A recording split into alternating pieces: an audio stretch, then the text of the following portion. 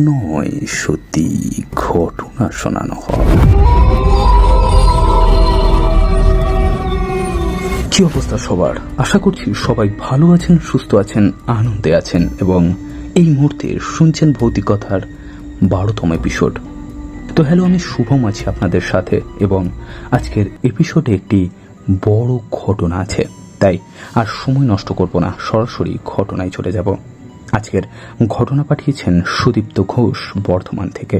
ঠিক যেমন করে লিখে পাঠিয়েছেন ঠিক তেমন করেই উপস্থাপন করার চেষ্টা করছি। হ্যালো, আমার নাম সুদীপ্ত এবং আজকে যে ঘটনাটি বলছি সেটি আমার জীবনের সাথে ঘটা একটি অদ্ভুত ঘটনা। ঘটনাটি আজ থেকে প্রায় 12 থেকে 14 বছর আগে। আমার বয়স তখন 22 বছর। সবেমাত্র কলেজ পাশ করে কি করব সিদ্ধান্ত নিয়ে উঠতে পারছিলাম না। তখন বাড়ি থেকে বলল, ঠিক আছে, অনার্সের পরে বিএড করে নে। অগত্য না করতে পারলাম না।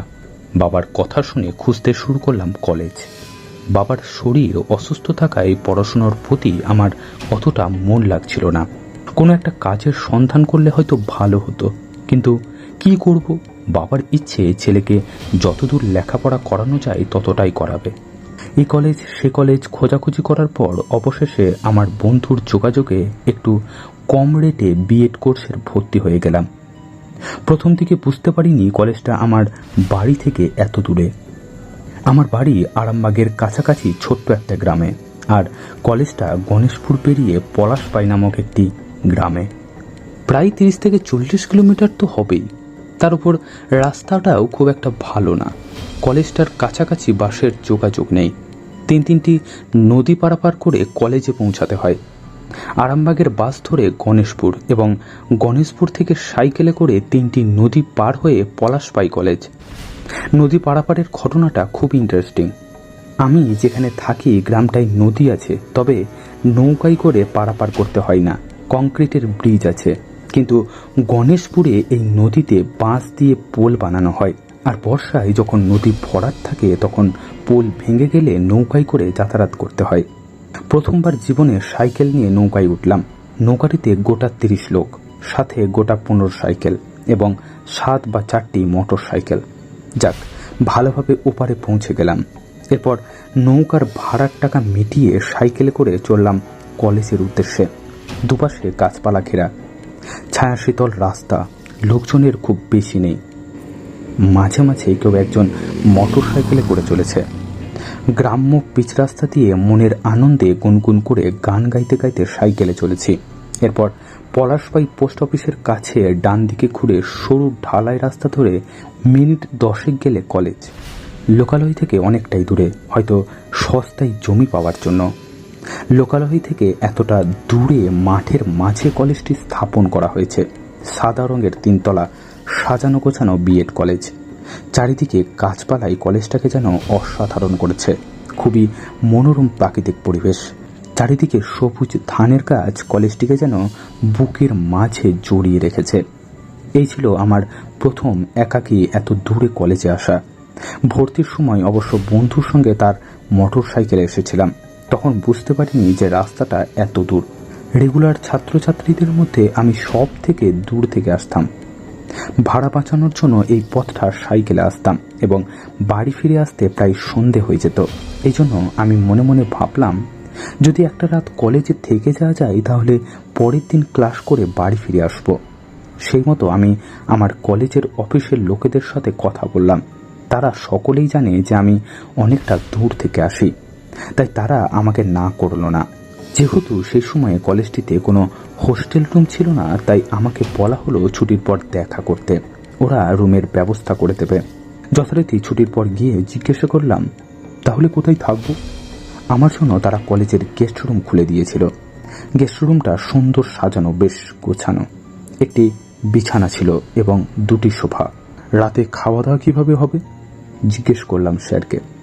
স্যার বললেন, কলেজের এক দারোয়ান রাতে কলেজ পাহারা দেওয়ার জন্য থাকে, তাকেই পয়সা দিও, সে তোমার জন্য খাবার এনে দেবে। যাক, খাওয়া এবং ঘুমানোর ব্যবস্থা হয়ে আমি তো নিশ্চিন্ত হলাম। এবার দরকার সময় কাটানোর ব্যবস্থা, কারণ গোটা কলেজটিতে আমি একাই থাকব। তাই অবসর কাটানোর জন্য ভালো রকম কিছু একটু দরকার। অবশেষে মাথায় এলো। লাইব্রেরিয়ারকে বলে বেশ কয়েকটা ভালো ভালো বই নিলাম। এখন টাইম 4:20। বেশিরভাগ ছেলেমেয়েরাই বাড়ি রওনা দিয়েছে। 2-4 জন কলেজের মাঠে বিক্ষিপ্ত হয়ে ঘোরাঘুরি করছে। আমার সঙ্গে বেশ কিছু বন্ধুর পরিচয় হয়েছিল প্রথম দিনেই। তাদের মধ্যেই 2-1 জন কাছে এসে জিজ্ঞেস করলো, কিরে তুই বাড়ি যাবি না? আমি হালকা হাসি দিয়ে বললাম, না রে ভাই, আজ রাতটা কলেজে থেকে যাব। কলেজ কর্তৃপক্ষের সঙ্গে কথা বলে নিয়েছি। উত্তর শুনে বন্ধুগুলি যে যার মতো বাড়ি চলে গেল। বিকেলটা অনেকটা শেষ হয়ে গেল। এখন মোটামুটি 5টা নাগাদ। গোটা কলেজ শুনশান। ছেলেরা অনেকক্ষণ হলো বাড়ি ফিরে গেছে। এখন মাঠে বেশ কয়েকটা পাখি এবং আমি। কলেজ পাহারা দেওয়ার দারোয়ান রঘুদা এখনো এসে পৌঁছায়নি। সন্ধ্যা করে আসে। আমি আগেই রঘুদার নাম্বারটা ফোনে লোড করে নিয়েছিলাম। যাক, রঘুদাকে আর ফোন করে ডাকতে হয়নি। সন্ধ্যার টাইমে এসে উপস্থিত হলো। হাঁপ ছেড়ে বাঁচলাম। যাক, এতক্ষণ একটা লোক পাওয়া গেল যার সঙ্গে বসে কথা বলা যাবে। এতক্ষণ তো একা একা বসে বোর হচ্ছিলাম। রঘুদার সাথে অনেক কথাবার্তা হলো। বাড়ি কোথায়, কতদিন চাকরি করছে, স্যালারি কত, বিয়ে হয়েছে কিনা, বাড়িতে আর কে কে আছে, আরো কত কথা। রঘুদা লোকটি মিশুকে দেখলাম বেশ খোলা মনেই আমার সাথে কথা বলল। কথায় কথায় জিজ্ঞেস করলো, একা একা থাকতে পারবে তো? আমি বললাম, একা কেন, তুমি তো আছো। রঘুদা বলল, আমি তো রাত জেগে পুরো কলেজের চারপাশে ঘোরাঘুরি করে পাহারা দেব। আমি জিজ্ঞেস করলাম, প্রতিদিন কি রাত জেগে পাহারা দিতে হয়? কিভাবে দাও, ঘুম পাই না? শুনে রঘুদা আমায় উত্তর দিল, আমরা 2 জন পাহারা দিই। আজ আমার পালা, একদিন ছাড়া ছাড়া নাইট ডিউটি। গেস্ট রুমটি ছিল নিচের তলায়। গেস্ট রুমের একটু পাশেই ছিল ছেলেদের টয়লেট সহ কমন রুম। সেই টয়লেট রুমটা সারা রাত খোলাই থাকত। দেখতে দেখতে সন্ধে 6:45 হলো। রঘুদা বলল, একটু বাজারের দিকে যাচ্ছি, ফিরতে একটু রাত হবে। মোটামুটি রাত 9টার মধ্যে ফিরে যাব। আর হ্যাঁ, তুমি রাতের রুটি খাও তো? কটা রুটি আনতে হবে? তার প্রশ্নের উত্তর দিয়ে আমি খাবারের টাকাটা দিয়ে দিলাম। রঘুদা বাজারে চলে গেল। এবার একাকী কলেজে বসে গল্পের বইগুলো দেখতে লাগলাম। এখন কলেজটা পুরো শুনশান। ঝিঝির ডাক আর একটি পেঁচার ডাক শুনতে পাচ্ছি। মনে হতে লাগলো পৃথিবী একদিকে আর আমি আরেক দিকে। আমি যেন পৃথিবী ছেড়ে কোনো এক অজানা গ্রহের বাসিন্দা, একাকী এই বিশাল কলেজে। গেস্ট রুম ছেড়ে যখন কলেজ ঘেরা মাঠে এসে দাঁড়ালাম, আকাশ ভরা তারারা আমায় মিটিমিটি চেয়ে দেখছে। ভারী মনোরম প্রাকৃতিক দৃশ্য। মনে হতে লাগলো পরম শান্তি। কিন্তু সে শান্তি বেশিক্ষণ আমার সহ্য হলো না। এখানে যেন সময় স্থির, ঘড়ির কাঁটা যেন এগোতেই চাইছে না। অদৃশ্য কোনো এক শক্তি ঘড়ির কাঁটাকে স্তব্ধ করে দিতে চাইছে। 1 ঘন্টার সময় নির্জন পরিবেশে কাটাতে মনে হচ্ছে কয়েক ঘন্টা পেরিয়ে গেছে, তবু সময় কাটছে না। অবশেষে হাঁপ ছেড়ে বাঁচলাম। কথা মতো রঘুদা 9টার সময় খাবার নিয়ে হাজির। খিদে পেয়েছিল অনেকটা। সেই কখন দুপুরে খেয়েছি। 4টে রুটি, তরকারি আর মিষ্টি। বেশ তৃপ্তি করে খেলাম। রঘুদাকে জিজ্ঞেস করলাম, তুমি খাবে না? উত্তরে জানালো, বাড়ি থেকে খেয়ে এসেছি। আমি যেন সকাল করে খেয়ে শুয়ে পড়ি। বলে রঘুদা রুম ছেড়ে পাহারা দিতে বেরিয়ে পড়ল এবং বলে গেল, যদি কোনো প্রয়োজন হয় এখানেই আছি, একবারের জন্য কল করে নিও। আমি খাওয়া দাওয়া করে হাত ধুয়ে টয়লেট সেরে রুমে এসে বসলাম। ঘুম কি আর আসে এত সহজে? জেগে রইলাম। হঠাৎ একটা শব্দ শোনা গেল রুমের বাইরে। বুকের মধ্যে ধরফর করে উঠল যেন। কি করব? উঠে গিয়ে দরজা খুলে দেখব বাইরেকে। বুকের মধ্যে সাহস সঞ্চয় করে গেলাম দরজার খিল খুলে বাইরে তাকাতে। আমি অবাক হয়ে গেলাম। দরজার সামনে দেখলাম কেউ নেই। তবে কি আমার মনের ভুল? কি করে হতে পারে? এত পরিষ্কার শুনেছি যে নিজের কানকেও বিশ্বাস করতে পারছি না। না না না, আমি পরিষ্কার শুনেছি দরজার সামনে কেউ তো হাঁটাছড়া করছিল, কিন্তু কেউ নেই কেন? মনের মধ্যে খটকা লাগলো। তবে কি পাশের টয়লেটের দিকে কেউ গিয়েছে? একবার দেখতে গেলে মন্দ হয় না। ধীরে ধীরে পা টিপে টিপে শব্দ না করে টয়লেট রুমের দিকে এগিয়ে গেলাম। টয়লেটের দরজা অর্ধেকটা খোলা ছিল। দরজার সামনে একটা টিকটিকি আওয়াজটা যেন টয়লেটের ভিতর প্রতিফলিত হতে লাগলো। দরজাটা একটু ঠেলে ঢুকলাম। একটু পুরনো দরজা। মৃদু শব্দ করে দরজাটা খুলে গেল। কিন্তু কই, টয়লেটের ভিতরে তো কেউ নেই। তাহলে হয়তো মনের ভুল। টয়লেটে যখন এসে গিয়েছি, কাজটা সেরে রুমেই ফিরব। টয়লেট ছেড়ে আমি বেসিনে হাত ধুচ্ছি। হঠাৎ টয়লেটের দরজাটা শব্দ করে ঝপ করে বন্ধ হয়ে গেল। বুকের ভেতরটা ধড়াস করে উঠল দ্বিতীয়বার। টয়লেট রুমের ভিতর মৃদু একটা আষ্টে গন্ধ ছাড়ছে, কিন্তু এইখানে মাছ আসবে কোথা থেকে? ইয়ং ছেলে, তাই মনের ভুল ভেবে কাটিয়ে দিলাম। মনে সাহস সঞ্চয় করার জন্য মনে মনে বললাম, দরজাটা বাতাসের ঠেলায় হয়তো বন্ধ হয়ে গেছে। দরজার দিকে এগিয়ে গেলাম। দরজাটা টান দিতেই বুঝলাম দরজাটা চেপে বন্ধ হয়ে গেছে। দু একবার জোরে টানাটানি করলাম, কিন্তু কিছুতেই খুলছে না। মনে হতে লাগলো কেউ যেন দুষ্টুমি করে দরজার ওপাশে দরজার পালাটাকে শক্ত করে টেনে আছে। ইস, মোবাইলটাও রুমের মধ্যে ফেলে এসেছি। ভাবতে ভাবতে টয়লেটের টিউবলাইট দপদপ করে নিভে গেল। এমন সময় কারেন্ট যেতে হলো। অন্ধকার টয়লেটের দরজার বালা ধরে আমি একা দাঁড়িয়ে। এবার যেন মৃদু টান দিতেই দরজাটা আপনা আপনি খুলে গেল। আমি কিছুটা অবাক হয়ে গেলাম। এত চেষ্টা করেও যে দরজা খুলল না, এত সহজে খুলে গেল কি করে? কি আর করি, অন্ধকারের মধ্যেই পা টিপে টিপে চলার জন্য পা গেলাম। নরম কিছু একটার উপর পা পড়ল। আমি ভয়ে লাফিয়ে উঠলাম, যেন অন্য কোনো ব্যক্তির শীতল পায়ের আঙ্গুলে পা দিয়েছি। একটু ভয় পেয়ে গেলাম। পর মুহূর্তেই প্রাণীটির চেঁচানোর আওয়াজ শুনে ভয়টা একটু কমল। আসলে যে টিকটিকিটা দরজার উপরে ছিল সেটা এখন নিচের দিকে নেমে এসেছিল। অন্ধকারে আমি তার ঘাড়ের ওপর পা দিয়েছিলাম। গেস্ট রুমের দিকে এগিয়ে গেলাম। অন্ধকারে সোফা ধরে ধরে বিছানার পাশে গিয়ে মোবাইলের ফ্ল্যাশ লাইটটা অন করলাম। ফ্ল্যাশটা জ্বালাতে ঘরের কোণটিতে একটা যেন ছায়ামূর্তি দাঁড়িয়ে আছে মনে হলো, কিন্তু পর মুহূর্তে মিলিয়ে গেল। ঠিক দেখলাম না, একটাও মনের ভুল বুঝতে পারলাম না। এতক্ষণ বদ্ধ টয়লেটে ভয় পেয়ে মনের মধ্যেই হয়তো এইসব প্রতিচ্ছবি তৈরি করেছে। মিনিট দুয়েকের মধ্যেই কারেন্ট চলে এলো। এবার ভয়টা একদম চলে গেল। কিন্তু একটি জিনিস অদ্ভুত লাগলো, যে গল্পের বইগুলো লাইব্রেরি থেকে এনেছিলাম পড়ার জন্য, তারই একটি বই বিছানাতে খোলা আছে, যেন বইটি কেউ পড়ছিল। বইটির 13 নম্বর পাতা খোলা। এটাও কি বাতাসে খুলেছে? আরও চমকে গেলাম 13 নম্বর পাতাটির গল্পটির হেডলাইনের দিকে তাকিয়ে। বন্দি আত্মার কাহিনী। এমন নির্জন ভুতুরে পরিবেশে ভূতের গল্পের পেজটি খুলতে হলো। হতে পারে মোবাইলটি যখন বিছানা থেকে ফ্ল্যাশ চালানোর জন্য নিয়েছিলাম তখন বইগুলিতে হাত লেগে খুলে গিয়েছে। এত ভয় পেলে চলবে না, মনকে বোঝালাম। মনে মনে চ্যালেঞ্জ দিলাম, ভুতুরে পরিবেশে বসেই আমি এই ভুতুরে গল্পটাই পড়ব। পড়া শুরু করলাম। একদম মনে মনে না পড়ে একটু গুনগুন করে গল্পটা পড়তে লাগলাম। এই কাহিনীটি সংক্ষেপে তোমাদেরকে শোনাচ্ছি। মাধবগড় নামে একটি পুরনো গ্রাম ছিল। গ্রামের পাশেই ছিল একটি শ্মশান। শ্মশানের পাশ দিয়ে বয়ে গেছে ছোট্ট একটা নদী। গ্রামের লোকজন দাহকার্য সম্পূর্ণ করে ওই নদীতে স্নান করে বাড়ি ফিরে যায়। গ্রামের ছেলেরা দুপুরবেলা ওই নদীতে স্নান করে। গত বছর আষাঢ় মাসে ঘন বর্ষায় নদীর জলস্রোতে অজানা একটা লাশ ভেসে এসেছিল। পাড়া গ্রামের লোকেরা গন্ধ সহ্য করতে না পেরে মৃতদেহটি পাশের শ্মশানটিতে পুড়িয়ে দিয়েছিল। তখন কোনো সমস্যা হয়নি। সমস্যাটা শুরু হলো 3 দিন পর থেকে। এরপর গোটা গ্রামটাই সন্ধ্যা হলেই পচা মাছের গন্ধ ভেসে আসত। গ্রামের লোক প্রায় অস্থির হয়ে উঠেছিল সেই গন্ধে। পরে এক ভালো গুণিনকে এই সমস্যার সমাধানের জন্য ডাকা হয়। গুণিন অনেক বিচার বিবেচনা করে তন্ত্র শক্তির সাহায্যে জানতে পারেন যে লোকটি মারা গিয়েছিল সে এখন ভয়ঙ্কর মেছো ভূতে পরিণত হয়েছে এবং লোকটির আত্মা অতৃপ্ত অবস্থায় গোটা গ্রামে ঘুরে বেড়াচ্ছে। অবশেষে গুণিনটি মাছের লোভ দেখিয়ে তন্ত্র সাধনার মাধ্যমে ওই আত্মাকে বন্দী করে। এই ছিল বন্দি আত্মার কাহিনী, যেটা আমি এতক্ষণ বই থেকে পড়ছিলাম। দূর ভাল লাগে না, ফালতু ভূতের গল্প, ভয়ই লাগে না। হঠাৎ আমার বুকটা ধড়াস করে উঠল মাছের গন্ধে। হ্যাঁ, টয়লেট রুমটাই আমি এই মাছের গন্ধই তো পেয়েছিলাম।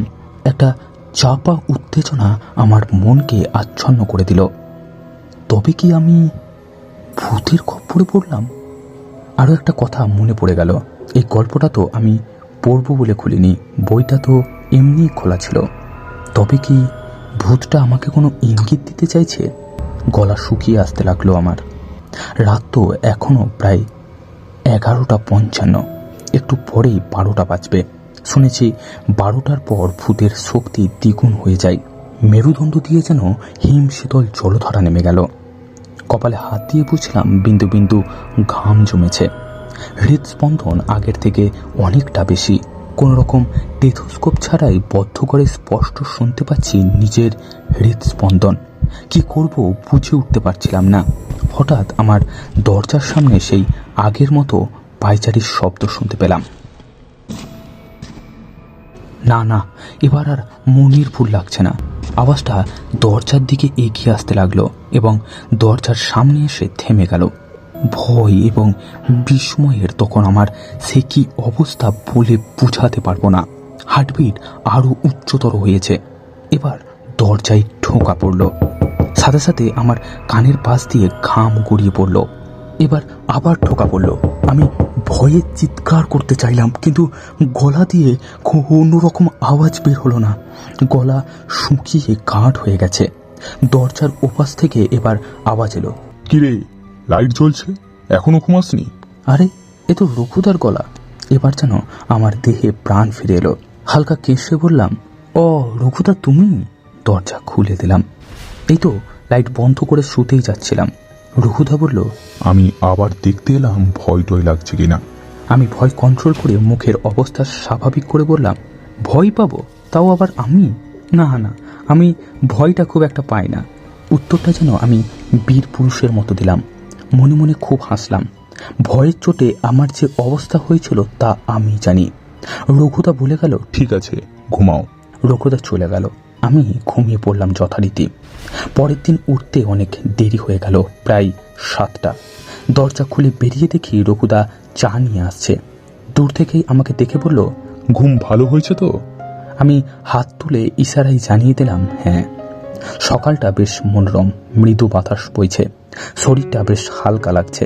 চোখে মুখে ভালো করে জল নিয়ে ফ্রেশ হয়ে এলাম এবং চা খেলাম। 8টায় ক্যান্টিন খুললে সেখান থেকে ডিম টোস্ট আর চাউমিন খেলাম। ক্যান্টিন থেকে খাওয়া দাওয়া শেষ করে টয়লেট রুমে গিয়ে সেখানে স্নান করে নিলাম। স্নান করে কলেজের ড্রেস পরে যখন বেরোলাম তখন একটা দুটো করে আমার বিএডের বন্ধু বান্ধবী আসতে শুরু করেছে কলেজে। আমার ভিজে চুল দেখে তারা বুঝতেই পেরেছে আমি এখানে স্নান করেছি। ওরা কেউ জানতো না যে কত রাত আমি কলেজে কাটিয়েছি। আমি নিজে থেকেই তাদেরকে ব্যাপারটা জানিয়ে দিলাম। তারা তো বিস্ময় ও অবাক হয়ে জিজ্ঞেস করলো, কিরে ভাই, সারা রাত এভাবে একা একা কাটালি কিভাবে? আমি হেসে বললাম, সাথে গল্পের বই ছিল, বই পড়ে কাটিয়ে দিলাম। এরপর কলেজে নতুন নতুন বন্ধু বান্ধবীর সঙ্গে পরিচয় হতে লাগলো। ক্লাস শেষ করে অবশেষে আবার সাইকেল করে রওনা দিলাম আমার বাড়ির দিকে। এই প্রথমবার একটা রাত বাড়ির বাইরে কিভাবে একাকী কাটালাম। বাড়ির জন্য মনটা উদ্গ্রীব হয়েছিল, শরীরটাও ক্লান্ত ছিল। টিফিন টাইমে তো শুকনো বিস্কুট খেয়েছি। হাজার হোক বাঙালি তো, দুপুরবেলা পেট ভাত না পড়লে চলবে না। অবশেষে 45 মিনিট সাইকেল চালিয়ে কলেজ থেকে গণেশপুর এলাম। সাইকেলটিকে তার যথাস্থানে রেখে দিয়ে বাসে চেপে অপেক্ষা করতে লাগলাম। কিছুক্ষণ পরে বাস ছেড়ে দিল। আমি পিছনের সিটে বসে 1 ঘন্টা পর বাসের ধকল সহ্য করে বাড়ি ফিরলাম। একটা রাত বাইরে কাটিয়েছি মাত্র, তাতে মনে হচ্ছে গ্রামটি যেন কতদিন দেখিনি। গ্রামটাকে আরো বেশি আপন মনে হতে লাগলো। আর তার চেয়েও বেশি আপন মনে হতে লাগলো নিজের বাড়িটা। পরম শান্তি। সারাদিন ভাত খাওয়া হয়নি, অবশেষে সন্ধ্যায় ভাত খেয়ে সে কি তৃপ্তি। আবার 15 দিন পর কলেজে যাব। আসলে আমার বাড়ি থেকে কলেজটার দূরত্ব এতই যে রেগুলার যেতে পারি না, তাই 2 সপ্তাহ ছাড়া ছাড়া বিএড কলেজে যাই। গ্রামের সব বন্ধুরা জিজ্ঞেস করতে লাগলো, কিরে কাল কোথায় ছিলিস? আর বলিস না, কলেজে ছিলাম। কলেজে কোথায় ছিলি রে? স্যারেরা রুমের ব্যবস্থা করে দিয়েছিল গেস্ট রুমে। অবশেষে দেখতে দেখতে 1 দিন 2 দিন 3 দিন এইভাবে 15 দিন কেটে গেল। কলেজে তো যেতেই হবে। আবার সেই একাকী নির্জন স্থানে রাত কাটাতে হবে। একাকী এইভাবে সময় কাটানো খুবই কষ্টকর। কি আর করা যাবে, একই রকম জীবনযাত্রা।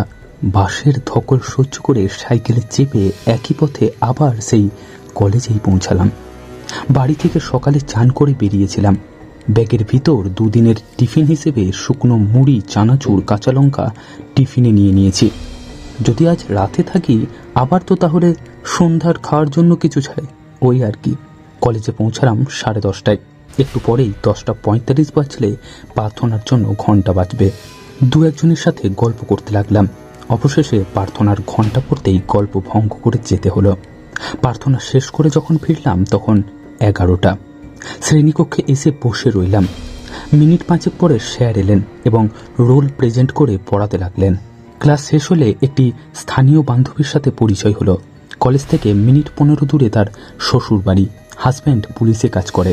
তার সঙ্গে গল্প করতে গিয়ে বললাম, তোমাদের এখানে কি যে কলেজ, যেন রাস্তা থেকে ভেতরের দিকে, তার ওপর আবার আজকেও কলেজে রাত কাটাতে হবে।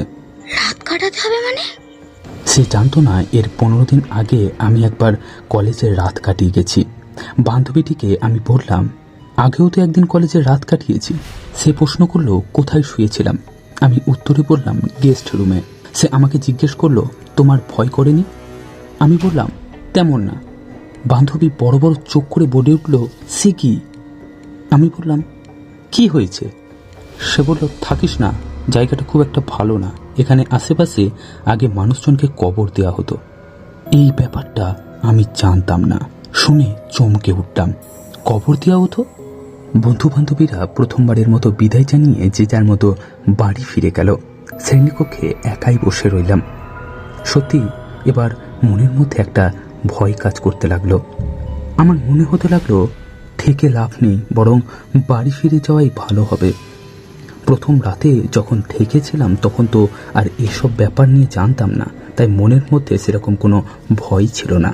কিন্তু জেনে বুঝে কিভাবে ভূতের সাথে রাত কাটাতে পারি। কিন্তু বাড়ি ফিরে গেলে তো আর এক সমস্যা। আজকে ক্লাসে অমিতবাবু বলেছেন কাল খুব গুরুত্বপূর্ণ একটা ক্লাস করাবেন। বাড়ি ফিরে গেলে আমি সেটা মিস করে যাব। আবার যখন 15 দিন পর আসবো তখন একদমই কিছু পড়া বুঝতে পারবো না। তার উপরে আমি আবার অনেকটা শেষের দিকে ভর্তি হয়েছি। প্রায় 1 মাসের আগে ক্লাস শুরু হয়ে গেছে। রাতে থাকবো বলে তো আমি খাবার দাবার বেশি করে নিয়ে এসেছিলাম, সেগুলো আবার বাড়ি ফিরিয়ে নিয়ে যেতে হবে। আমি একদম নিরুপায়। যা হবে দেখা যাবে। রঘুদাকে দেখতে পেয়ে জানিয়ে দিলাম, রঘুদা আজকে রাতেও থাকছি, বুঝলে? শুনে রঘুদা বলল, আজ রাতে কি খাবে, রুটি না ভাত? আমি বললাম, আজকে বাড়ি থেকে সঙ্গে করে খাবার এনেছি, শরীরটা খুব একটা ভালো নেই, তাই আজ রাতটা ওই খেয়ে কাটিয়ে দেব। ঠিক আছে, আমি সেবারের মতনই সন্ধ্যার দিকে আসবো। সন্ধ্যা হতে এখনো অনেকটাই দেরি। এখন 4:30 বাজছে। আমার ব্যাগ ও বইপত্র গেস্ট রুমে রেখে এসে জামা চেঞ্জ করে মাঠের ধারে বসে রইলাম। আজ মাঠে স্থানীয় পাড়ার কিছু ছেলে ছোকরারা ফুটবল নিয়ে খেলতে এসেছে। তাদের খেলা দেখতে লাগলাম। আমাকে বসে থাকতে দেখে একজন জিজ্ঞেস করলো, ও দাদা, খেলবে? আমি বললাম, তোমরা খেলো, আমি খেলা দেখছি। ছেলেরা বুঝলো আমি এখানে নতুন, তাই আবার জিজ্ঞেস করলো, তোমার বাড়ি কোথায়? তোমাকে তো এখানে আগে দেখিনি। উত্তরে বললাম, আমার বাড়ি আরামবাগে, আজ রাতে এখানেই থাকবো। শুনে ছেলেটি বলল, ঠিক আছে দাদা, সাবধানে থাকো। আমরা খেলাধুলা করে সন্ধ্যার আগেই বাড়ি ফিরে যাব। কেন যে ছেলেটা সাবধানে থাকার জন্য বলছে, ব্যাপারটা যেহেতু আগেই জেনে গেছি, তাই আর বেশি কথা বাড়ালাম না। অবশেষে খেলা ছেড়ে তারা যখন বাড়ি ফিরে গেল তখন সন্ধ্যা নেমে এসেছে। স্কুল গ্রাউন্ডে আমি এখন একা। মাঝে মধ্যে 2-1টা পেঁচা মাঠের ওপর দিয়ে উড়ে যাচ্ছে। তারই মধ্যে একটি পেঁচা গোলপোস্টের ওপর এসে বসলো। আমি গোলপোস্টের থেকে কিছুটা দূরে বসে আছি। মনে হতে লাগলো পেঁচাটি যেন আমাকে দেখে অবাক হয়েছে। কিছুক্ষণ একদৃষ্টে আমার দিকে তাকিয়ে রইল। চোখগুলি কেমন যেন মায়াজালে আচ্ছন্ন করে দিল। মনে হতে লাগলো কোনো এক অশুভ সংকেত দিতে চাইছে। এরপর 2বার চিৎকার করে উড়ে গেল। চারিদিকে অন্ধকার হয়ে যাওয়ায় আমি গেস্ট রুমে ফিরে গেলাম। আমার জন্য গেস্ট রুম খোলাই ছিল। ঘরে ঢুকে আমি লাইট জ্বালিয়ে দরজা খুলে মাঠের অন্ধকারের দিকে তাকিয়ে বসে রইলাম।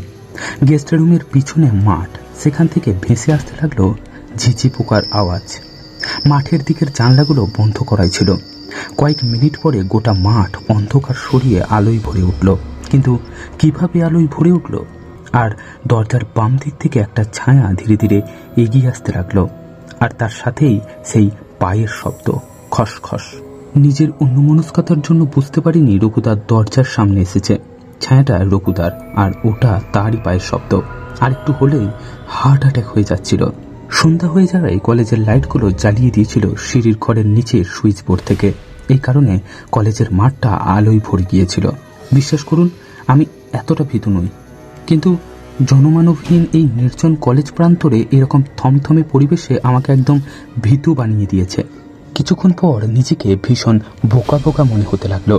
রঘুদা বলল, আজ সকাল সকাল খেয়ে দিয়ে শুয়ে পড়ো, বেশি রাত করো না। বললাম, ঠিক আছে, এমনিতেই শরীরটা খুব ক্লান্ত, বেশি রাত করব না।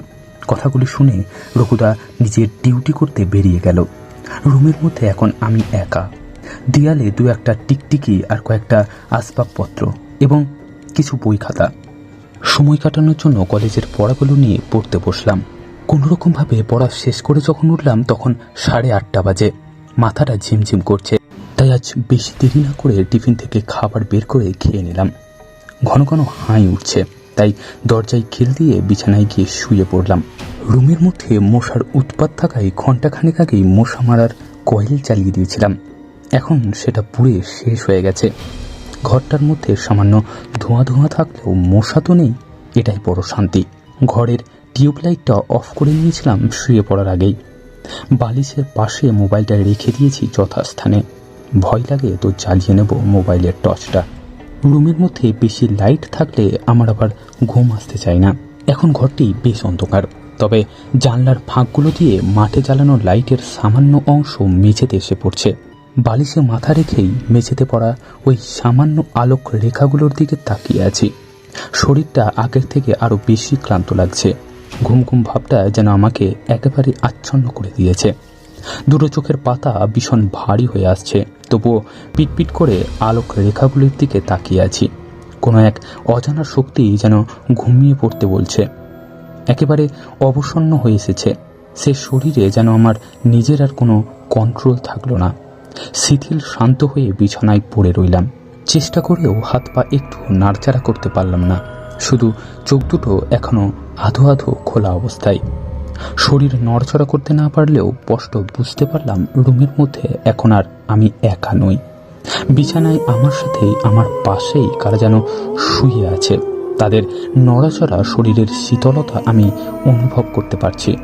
হাত পা নাড়তে না পারলেও হাত পায়ের লোম খাড়া হয়ে কাঁটা দিয়ে উঠেছে কোনো এক অদৃশ্য শক্তির টানে অসার শরীরে।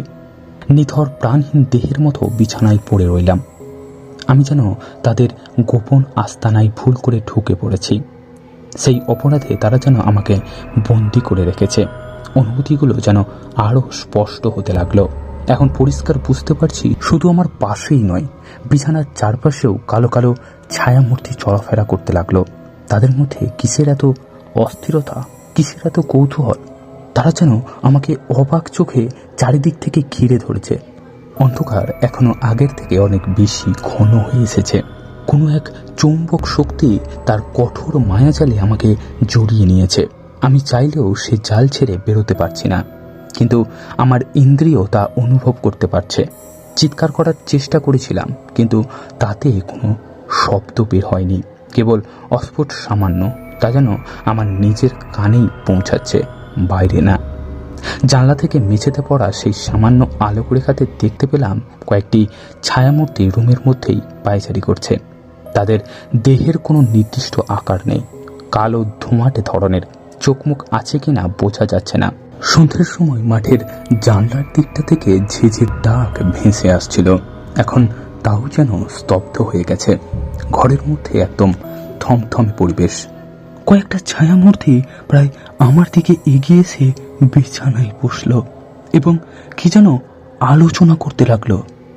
সে আলোচনা কোনো মানুষের আলোচনার মতো নয়। কি অদ্ভুত ভাষা, কি অদ্ভুত মিহি শব্দ, আর সেই শব্দের তীক্ষ্ণতা তা ভাষায় বলে বোঝানো সম্ভব না। কান খাড়া করে শোনার চেষ্টা করলাম, কিন্তু কিছুই বুঝে উঠতে পারলাম না। প্রথম দিনের মতো সেই আষ্টে গন্ধটা ঘরের মধ্যে ছড়িয়ে পড়েছে। তাদের শরীরের শীতলতা আমি ভীষণভাবে অনুভব করতে পারলাম। ফ্রিজ খুলে সামনে দাঁড়ালে ঠিক যেমনটা ঠান্ডা বাতাস বেরিয়ে আসে, অনেকটা সেই রকম। ছায়ামূর্তিগুলি ধীরে ধীরে আমার কাছে এগিয়ে এসে মাথার কাছে দাঁড়িয়ে কি যেন করতে লাগলো। মাথায় তীব্র যন্ত্রণা অনুভব করতে লাগলাম।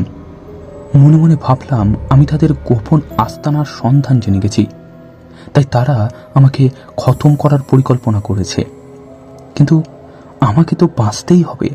শরীরের অবশিষ্ট সকল শক্তি প্রয়োগ করতে লাগলাম সে অদৃশ্য বন্ধন থেকে মুক্ত হতে। আমার কপালে বিন্দু বিন্দু ঘাম গড়িয়ে পড়ছে, মাথার চুল এবং আমার পিঠ সম্পূর্ণ ঘামে ভিজে গেছে। হৃদস্পন্দন যেন চলন্ত ট্রেনের মতো ছুটে চলেছে। হঠাৎ দরজায় আওয়াজ হলো, আর তার সাথেই সেই বন্ধন অনেকটা শিথিল হয়ে যেতে লাগলো। ছায়ামূর্তিগুলির খিলখিল হাসি আস্তে আস্তে দূরে মিলিয়ে যেতে লাগলো। তার সাথে রঘুদার গলার স্বর শুনলাম, সকাল হয়ে গেছে, উঠে পড়ো এবার। হ্যাঁ, উঠে পড়ছি। চোখ খুললাম, মাথাটা এখনো সামান্য ভারী হয়ে আছে।